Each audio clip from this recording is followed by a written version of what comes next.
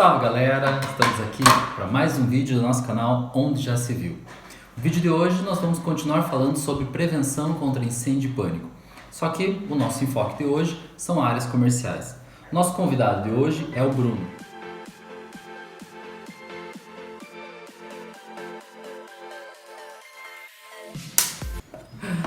Então, salve galera, estamos aqui em mais um vídeo do nosso canal Onde Já Se Viu para continuar falando sobre o tema de prevenção contra incêndio e pânico.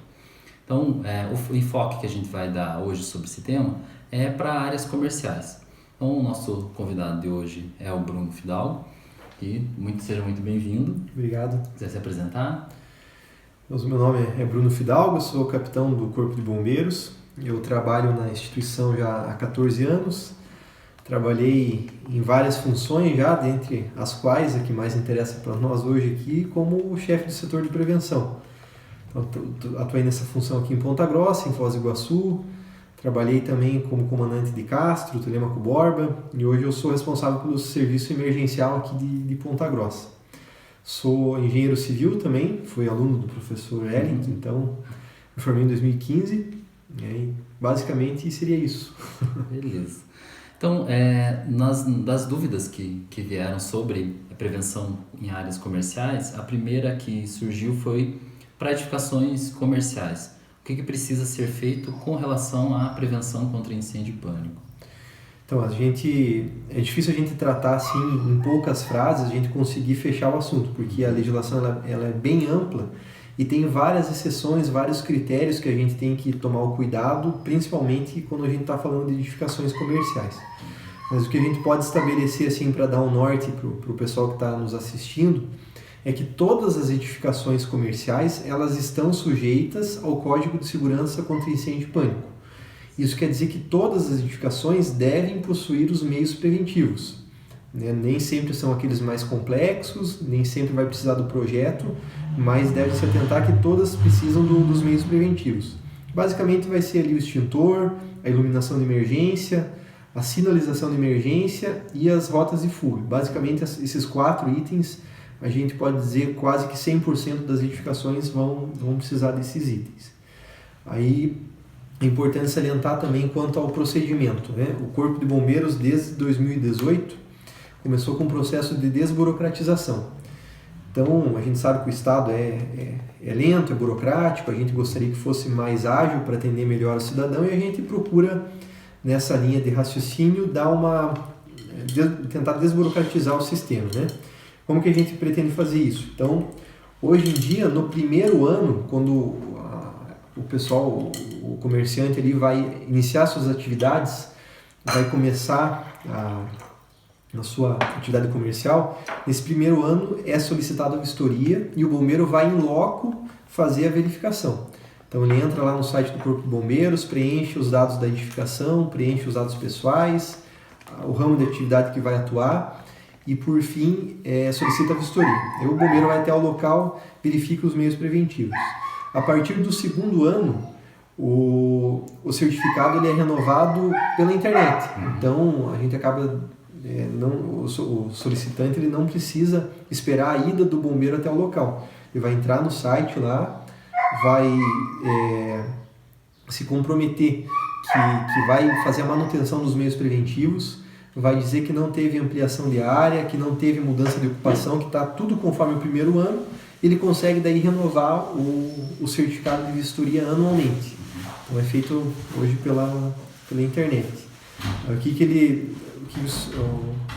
O estabelecimento fica sujeito à fiscalização do Corpo de Bombeiros. Então, ao longo do ano ali que ele diz que está tudo ok, que vai se comprometer a regularizar os meios preventivos, fazer manutenção, ao longo do ano ele pode ou não ser fiscalizado pelo Corpo de Bombeiros. Beleza. E nesse ponto, tem alguns momentos que precisa elaborar o projeto. Quando que precisa elaborar o projeto pensando numa área comercial? Então, primeiro é importante a gente salientar que também, buscando a desburocratização, a gente instituiu um documento novo que não existia então nas nossas normas, que é o Memorial Simplificado. Até então a gente trabalhava só com o projeto de prevenção, que tem o desenho da planta baixa, os cortes, elevações, é um projeto como um todo ali, né? Um projeto de engenharia, mas agora também a gente tem o memorial simplificado. Então, acima de 200 metros quadrados, o Corpo de Bombeiros estabelece que as edificações têm que ter pelo menos o memorial ou o projeto, vai depender de cada caso. O memorial ele é um documento muito mais simples ali, ele é composto por 2 ou 3 folhas A4 ali, vai ter os dados básicos da edificação ali, o endereço, área, ramo de atividade e os meios preventivos. Então vai estar escrito lá tantos extintores, tantos blocos de iluminação, de saídas de emergências, etc. O que vale a pena salientar também, assim, que quando o profissional está buscando elaborar esse memorial, o mesmo projeto, tem alguns quesitos que limitam a confecção ou não do memorial simplificado. Então eu trouxe aqui para a gente citar, que é importante que quando o engenheiro estiver trabalhando com isso, quando tiver esses elementos aqui, realmente ele se atente um pouco mais, leia a norma com mais atenção, porque pode ter um critério de mudança. Então, basicamente seria o seguinte: quando a gente tem subsolo, líquidos inflamáveis dentro da edificação, central de gás com mais de 190 kg de gás de cozinha, por exemplo, grupos de reunião de público, né? Então, igreja, lanchonete, restaurante, bar, balada. E quando a edificação começa a ficar muito grande, mais de 1.000, 1.500 metros quadrados, a partir daí, na maioria dos casos, não vai ser possível fazer somente um memorial simplificado. O engenheiro tem que realmente fazer o projeto de prevenção, que daí vem com todo o detalhamento. É importante salientar também o seguinte: o memorial ele não passa por análise. Então, o engenheiro vai até o local, faz o documento, entrega para o proprietário, recolhe uma RT em cima do memorial, isso é importante de salientar também, e o memorial fica no local. Quando o bombeiro for fazer a vistoria, ele vai pedir para o proprietário e vai verificar se está conforme o memorial. Quando precisa também fazer o projeto de prevenção, nem sempre o projeto hoje passa por análise, o que facilita também a vida dos engenheiros, porque agiliza os trâmites, né? Então, via de regra ali, o que a gente tem de limite é 750 metros quadrados. Acima dessa área, geralmente vai precisar passar por análise, protocolar junto ao Corpo de Bombeiros e vai ser analisado e aprovado. Geralmente, abaixo dessa área, também só vai precisar deixar uma via no local, no estabelecimento, para que quando o bombeiro vá até lá, pegue o projeto e faça a vistoria baseado nesses documentos produzidos pelos profissionais da área daí.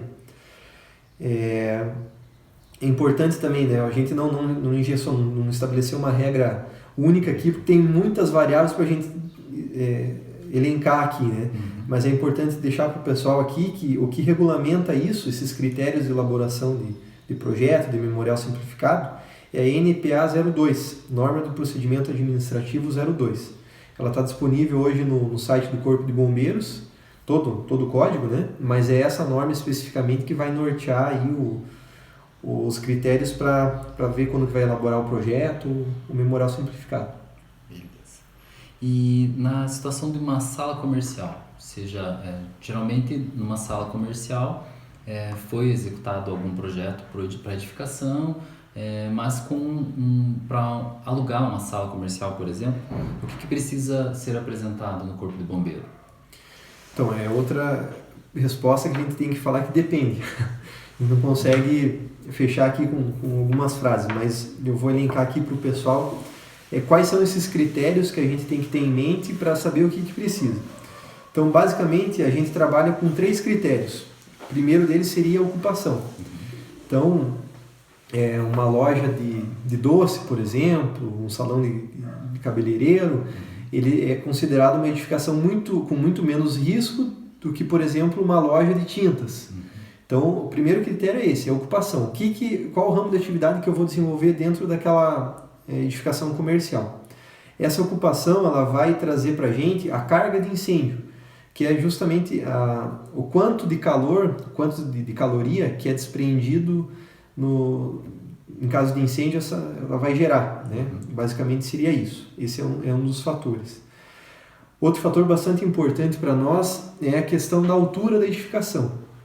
A gente tem os limites ali de 6 e 9 metros, né? Se eu estou, por exemplo, tratando de uma edificação de risco leve, até 6 metros, eu não vou precisar de alguns determinados meios preventivos, por exemplo. Então, a altura é um dos fatores relevantes para nós. A outra questão é a área, né? O tamanho. Então, eu tenho os limites ali que vai também estabelecer alguns critérios de 1.000 e 1.500 metros quadrados. Essas duas áreas ali, dependendo da minha ocupação, vai influenciar em novos meios preventivos. Só para o pessoal também ter uma noção, né? O nosso código tem 15 ou 16, se eu não me engano, meios preventivos. E, naturalmente, nas edificações mais simples, eu não vou precisar ter chuveiro automático, exaustão de fumaça, esses meios preventivos mais complexos. Vou ter aqueles que eu já citei no começo, extintor, iluminação de emergência, esses mais simples. Então, de acordo com esses 3 critérios que a gente elencou aqui, que eu vou estabelecer ali se eu vou colocar mais meios preventivos ou não. E no caso de edificação residencial e comercial, o que precisa se preocupar com essa questão de prevenção?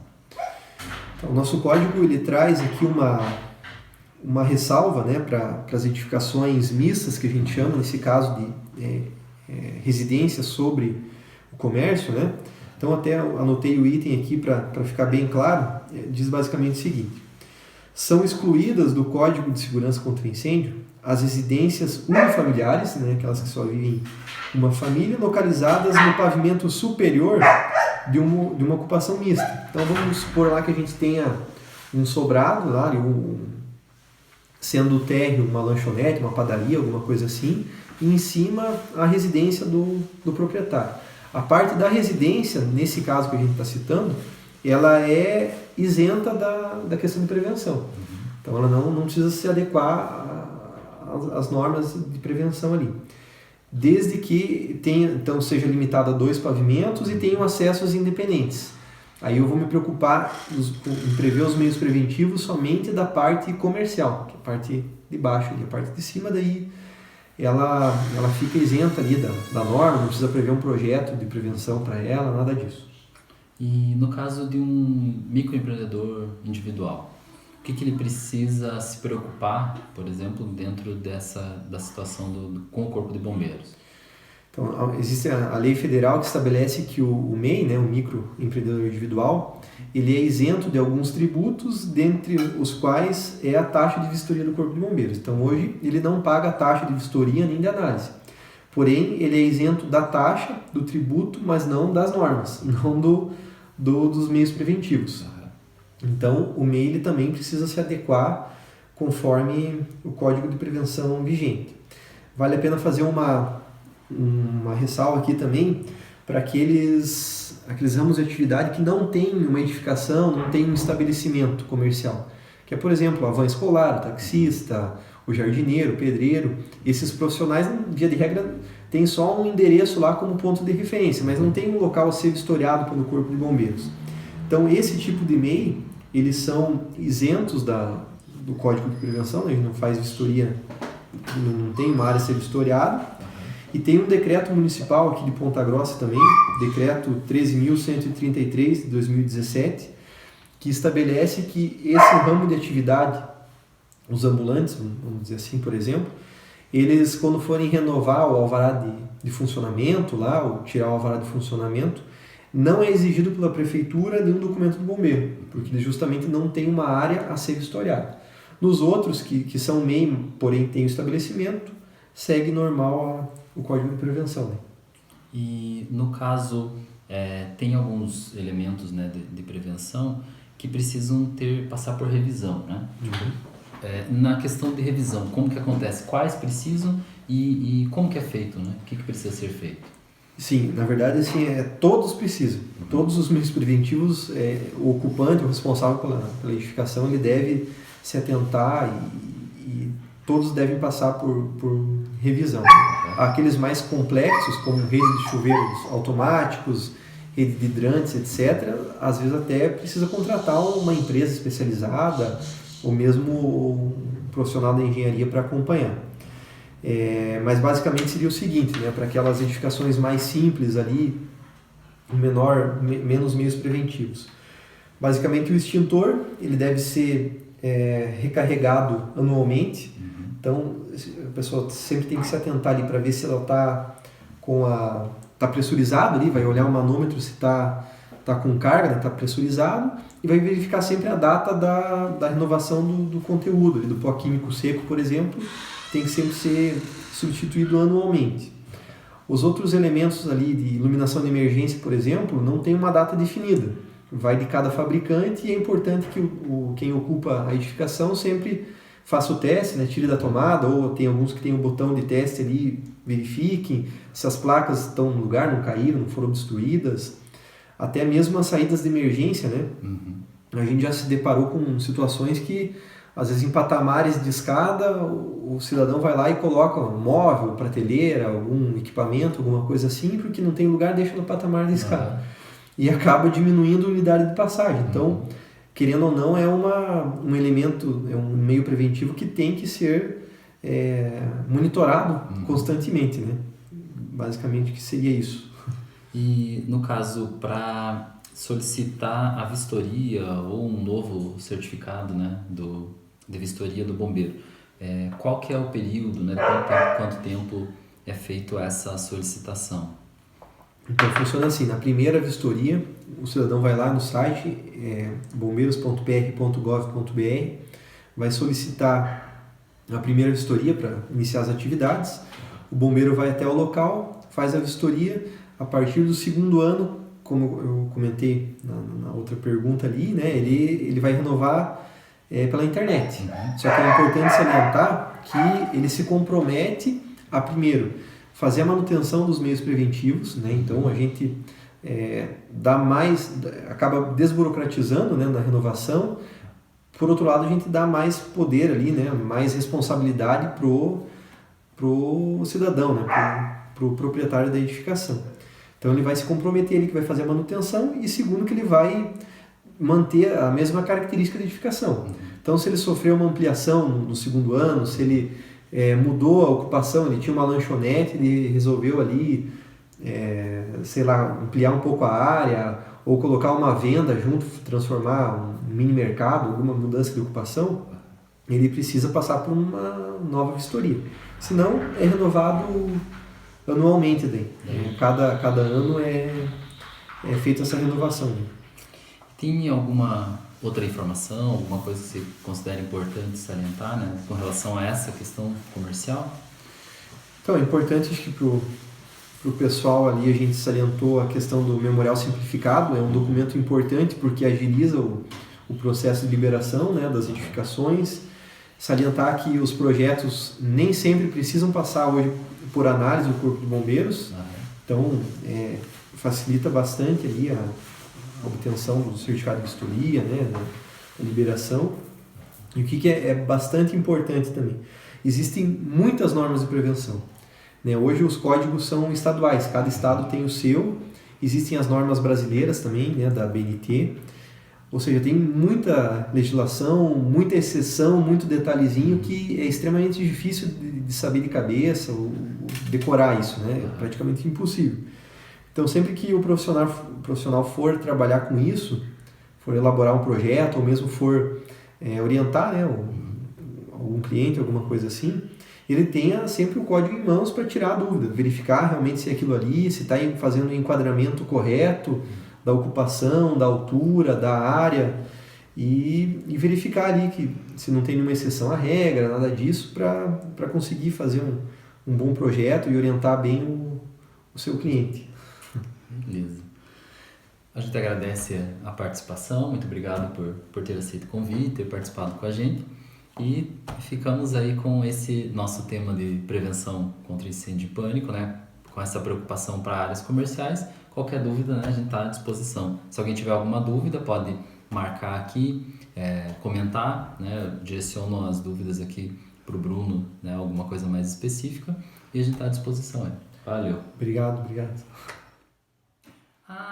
Fiquem atentos, logo a gente vai ter novidade, um novo curso por aí. Prevenção contra incêndio e pânico em áreas comerciais. E aí, vai ficar fora dessa?